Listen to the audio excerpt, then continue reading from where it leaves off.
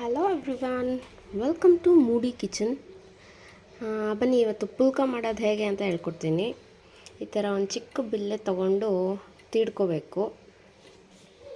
ಈ ಥರ ಈಗ ಕಾದಿರೋ ಹಂಚಿನ ಮೇಲೆ ಹಾಕ್ಕೋಬೇಕು. ಎಣ್ಣೆ ಒಂಚೂರು ಹಚ್ಚಬಾರ್ದು, ಲೈಟಾಗಿ ಗುಳ್ಳೆ ಎದ್ಮೇಲೆ ತಿರುಗಿಸ್ಬೇಕು. ನೋಡಿ, ಈ ಥರ ಲೈಟಾಗಿ ಗುಳ್ಳೆ ಬಂದಮೇಲೆ ಇದನ್ನ ತಿರುವಾಕ್ಕೋಬೇಕು.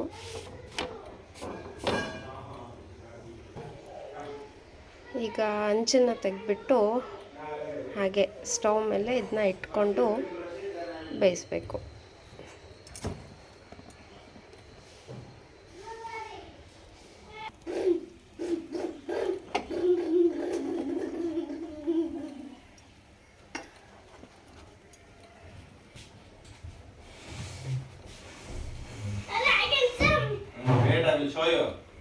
ನೋಡಿ, ಚೆನ್ನಾಗಿ ಉಬ್ಬುತ್ತೆ.